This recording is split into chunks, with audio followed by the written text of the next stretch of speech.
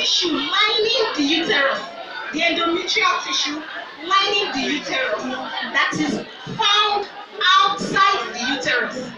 For example, now as a female, you know that every month you menstruate.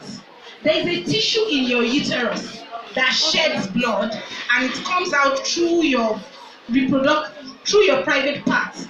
Then you use pad. But this same tissue is now outside the uterus. Is in the stomach. Some people in their chest area. Some people on their brain. So whenever they are menstruating every month, those tissue too, because they are not in the uterus, they will also be bleeding. For example, I'm going to use myself as an example. When this thing started, I noticed that I always have this severe menstrual pain that I won't be able to stand up straight. I have extreme pelvic pain. At a point, it now got very severe that whenever I am menstruating, my belly button, my navel too will be bleeding. Blood will be coming out from my belly button. So, after using my pad, I will also pad up my belly button too, because I will be bleeding from there. It now got worse because it came to my right. Thank you, sir. It came to my right lungs. You know, it collapsed my right lungs that I was unable to breathe properly. Then it actually gave me an endo belly. Do you know why it's doing that to me? Because the one in your uterus is coming out through your private part, but the one outside the uterus, the endometrial tissue, is there. There's no way the blood will pass through. Do you know why this disease is very, very chronic and terrible? The surest way to know that you have endometriosis is through a surgery. So a lot of times, it's not even only Nigerian factor now, even in advanced country, it takes up to 10 to 12 years for you to have a diagnosis, for a doctor to now tell you, oh, this is what is wrong with you. It takes a lot of time, and it will have adverse effects on your quality of life. You can imagine when I was in school, sometimes when I'm menstruating, I won't be able to go for lectures. When I started working, sometimes I won't be able to, I will have to call my team lead that I won't be able to come to work because it will be as if I've been sick for a very long time. I'll be vomiting, I will have fever, my legs are always painful, I can't walk properly. In fact, it was only God that saw me through, because at some point I was unable to breathe properly. You know, we breathe through our lungs, and you can imagine that one of the lungs has already collapsed. You can just imagine.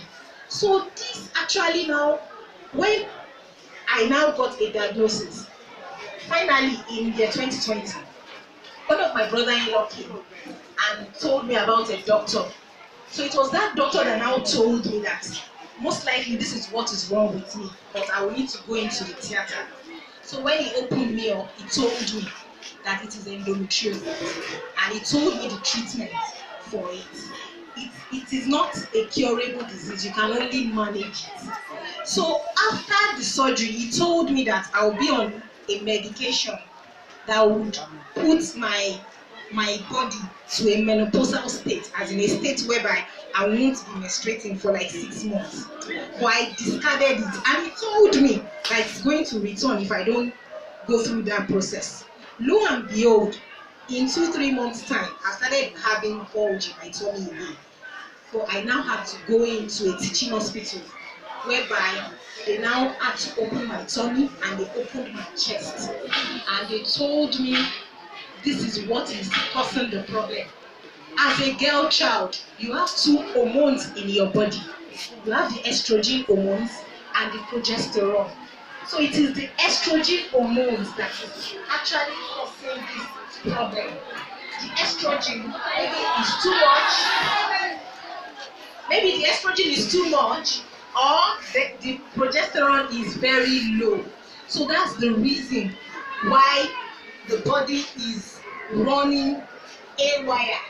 That is why is bringing out this inflammation. So I am here to let you know that after that surgery, after the second surgery again, then I discovered that after the injection I took, after that injection, after the effect wears off, I discovered that the next period, it was as if I have not had a surgery. It really came back so painful that I was in serious pains. I was throwing up. So that now drove me into action to start researching about it. And now discover that people, if you don't manage it properly, people will keep going in and out of surgery. I read about an ex-Nigeria beauty queen who had 17 surgeries. So that really bothered me. So I started reading about it. So I saw that we can actually control it through our diet. So what are the things that you have to stay away from in case you have endometriosis? I'm only here to create an awareness. So if you think that all the symptoms I've mentioned, if you think that you have it, you need to tell your parents or your guardians so that they can take you to the hospital. But what I have been doing lately that actually helped me is that I took my diet seriously.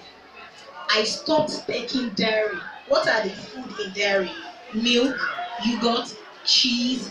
I stopped it. I stopped taking it. Then I stopped refined sugar, anything that is sugary. I stopped taking all this soda. Soda I mean by your minerals, the Coke, the Fanta and all that. I stopped that. Then anything white flour, pastries, anything made of flour, I had to stop. I stopped all that. Then anything that has gluten, gluten, your semo, it has gluten in it. I stopped taking it. Yes. So I now saw that I was able to, instead of eating, I don't know how to put it, but I am now eating to live. Because if I don't do that, I'm always in pains round the clock. Randomly, you just see me vomiting. That's why I really lost so much weight. It's just unfortunate that I've deleted some of those pictures. I had a tummy that is as big as if there is a triplet inside my tummy. They call it endo belly. This disease is very severe. There was a time that I had to go into the hospital. I had a serious endo flare. They call it endo flare. Later when I started researching, I now saw that all these things happening in my body. In Africa, when you go into the hospital and they get you tested and there is no diagnosis for whatever is wrong with you, we tend to make it spiritual. So that was what I was doing. I never knew that it's a medical condition. So when I now discovered that it's a medical condition, I now told myself that I'm going to use my voice to create awareness.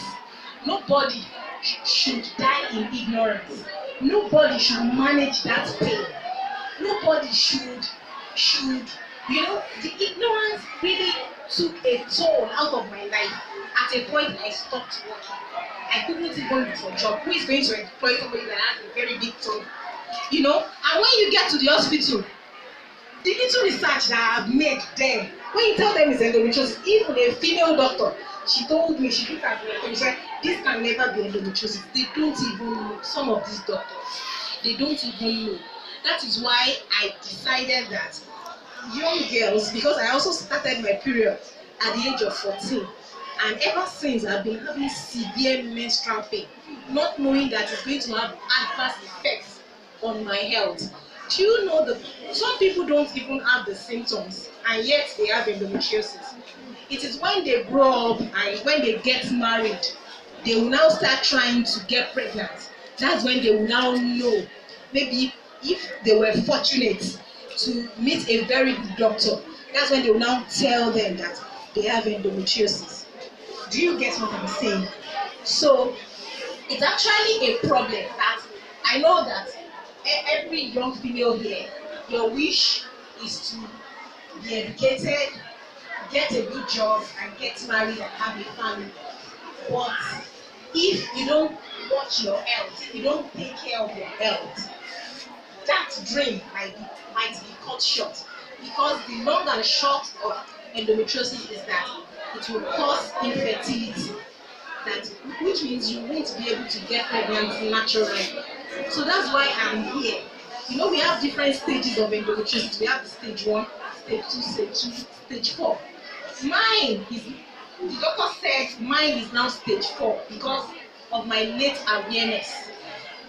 You know what? That inflammation, those blood that we are shedding every month that has nowhere to go, it will now cause something called adhesion, whereby your organs will be sticking together.